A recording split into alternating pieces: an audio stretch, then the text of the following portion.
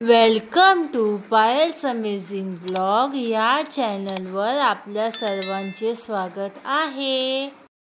नमस्कार मैत्रिणींनो, आज आपण मऊ लुसलुशीत कापसासारखे मऊ असे रसगुल्ले पाहणार आहोत। रेसिपी अगदी साधी सोपी आहे आणि अगदी झटकेपट 10 मिनिटात बनणारी रेसिपी आहे। तर चला आपण आपल्या रेसिपीला सुरुवात करूया। इथं अर्धा लिटर दूध मी गरम करून घेतलेलं आहे। दूध 5 मिनिटं 1-2 वाफ जाऊ द्यायची आणि त्याच्यात आहे ना 2 चमचे विनेगर आणि 2 चमचे पाणी असं घेतलेलं आहे। थोडं थोडं करून आहे ना, असं थोडं थोडं करून आपल्याला दुधाचा छेना तयार करायचा आहे।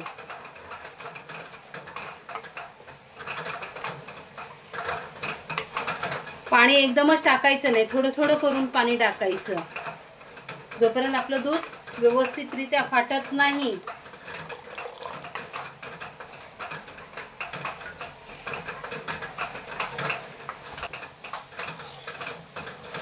हे बघा, असं दूध फाटायला लागलं ना, आता हे संपूर्ण पाणी त्याच्यात टाकून घ्यायचं आणि तोपर्यंत हलवत राहायचं। हे बघा, तुम्हाला जवळून दाखवते। हे बघा कसं पाणी वेगळं झालेलं आहे आणि हा आपला छेना वेगळा झालेला आहे। हे बघा किती छान असं झालेलं आहे। आता आपण काय करूया माहितीये, आता आपण ह्याला काढण्याची प्रोसेस दाखवणार आहोत। बघा, हा छेना तयार झालेला आहे ना। आता आपण हे पाणी गाळून घ्यायचं। खाली असा एक टोप घेतलेला आहे, वर चाळण, आणि त्यावर एखादा कपडा ठेवायचा सॉफ्ट वाला, आणि आपण जो छेना तयार केलाय तो असा गाळून घ्यायचा। बघा किती छान असा छेना झालेला आहे।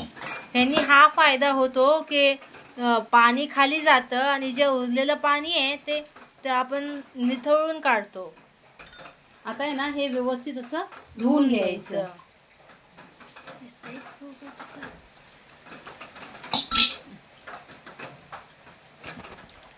कारण ह्याच्यात आपण विनेगर टाकलेलं आहे ना, त्यामुळे 2-3 वेळा व्यवस्थित असं धुवून घ्यायचं। हे बघा, असं व्यवस्थित 2 वेळा धुवून घेतलं। आता ह्याला असं घट्ट पकडायचं आणि खाली पिळून काढायचं। ह्यानी जो हा छेना आहे तो आत राहतो आणि जे पाणी उरलेलं असतं ना ते आतून बाहेर येतं। तुम्ही बघू शकता। असं अशी 2 मिनिटं आहे ना, ह्याला अशी पुरचुंडी करायची आणि अशीच ठेवायची 2च मिनिटं। हे बघा, असे आपले 2 मिनिटं झालेली आहेत ना, असं थोडंसं दाबून घ्यायचं आणि हा छेना बघा आपला निघालाय कसा, किती छान असं झालेला आहे।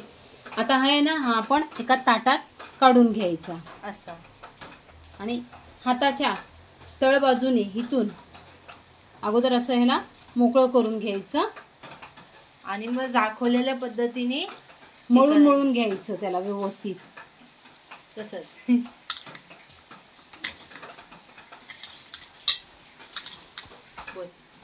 ह्याच्यात काही सुद्धा घालायची आवश्यकता नाही, अगदी पांढरे शुभ्र आपले रसगुल्ले होतील। काहीच घालायची गरज नाहीये, फक्त हे मळून व्यवस्थित घ्यायचं। हे बघा, असं मळून एक 5 मिनिटं ह्याला मळायला लागतात। 5 मिनिटं मळून घ्यायचं व्यवस्थित। हे बघा, असं व्यवस्थित मळून घेतलं ना की ह्याचा असा व्यवस्थित असा गोळा तयार होतो। हे बघा कसा लोण्यासारखा गोळा झालेला आहे ना, असा त्यातनं एक छोटासा गोळा घ्यायचा, हातावर गोल करून बघायचा। हे बघा, कुठं चीर वगैरे गेलेली नसली म्हणजे आपण हे जे मळलं आहे ते अगदी व्यवस्थित आहे। मग आता अशाच प्रकारे सर्व गोळे करून घ्यायचे। बनवतोय ना तोपर्यंत ना मी पाणी गरम करायला ठेवते। इथे आपण पाऊण वाटी साखर घेतलेली आहे। ही साखर अगदी योग्य प्रमाण आहे। याच वाटीने 3.5 वाट्या मी पाणी घेत आहे।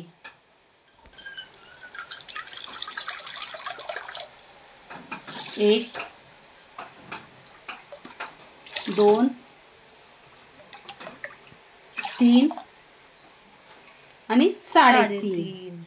आता हे पाणी आहे ना, साखरेचं पाणी आपण गरम करायला ठेवणार आहोत. साखर आपल्याला फक्त वितळून घ्यायची आहे. त्याचा कोणत्याही प्रकारचा पाक वगैरे काही करायचा नाहीये. चांगली अशी त्याला उकळी काढून घेऊया. हे उकळतंय तोपर्यंत खाली आपण रसगुल्ल्याचे गोळे तयार, हे बघा असे सगळे गोळे करून घेऊया. आपल्याला हव्या त्या आकारात आपण गोळे करायचे, कारण नंतर आहे ना ते फुलून मोठे होतात, म्हणून मध्यमच आकाराचे गोळे करायचे. बघा एवढे केले ना की ते फुलून खूप मोठे होतात.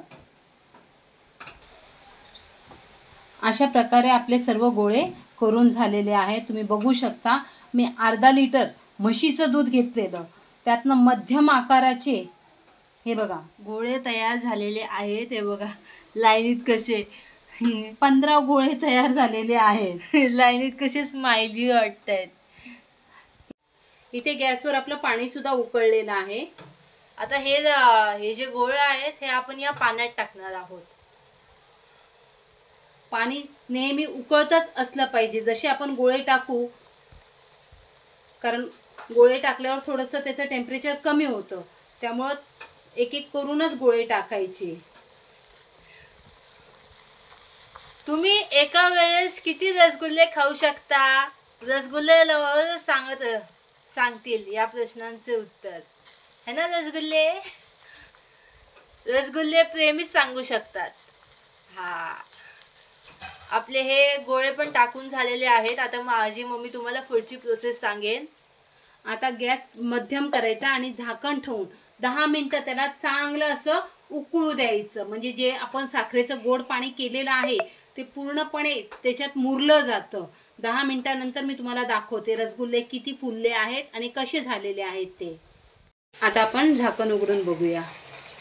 हे बघा कसे मस्त फुगलेले आहेत. टम टम टम टम टम टारा. अगदी मऊ झालेले आहेत. हे बघा किती मोठे झालेले आहेत. टनटनाटन टमटमीत फुगलेत. आता आपण गॅस बंद करूया. टोपातच 10 मिनिटं तसंच ठेवायचं आणि नंतर ह्याला फ्रीज मध्ये थंड करायला ठेवून द्यायचं. अच्छा, माहिती आहे ना तुम्हाला रसगुल्ले कसे आवडतात? थंड थंड आवडतात की गरमागरम? मला तर बाबा थंड थंड आवडतात. तुम्हाला कसे आवडतात मला कमेंट्स मध्ये नक्की सांगा. आता मी ह्यांना मिनिटं असंच टोपात ठेवून देणार आहे आणि नंतर मग फ्रीज मध्ये ठेवणार आहे. कॉमेडियन. अशा प्रकारे आपण फ्रीज मधून थंड करून घेतलेले आहेत. तुम्ही बघू शकता किती मऊ, अगदी हे बघा कापसासारखे झालेले आहेत. तर मैत्रिणींनो, तुम्हाला जर आजचा हा व्हिडिओ आवडला असेल तर लाईक करा, शेअर करा आणि आमच्या चॅनलला सबस्क्राईब करा. भेटूया पुन्हा नेक्स्ट व्हिडिओ मध्ये. Bye bye.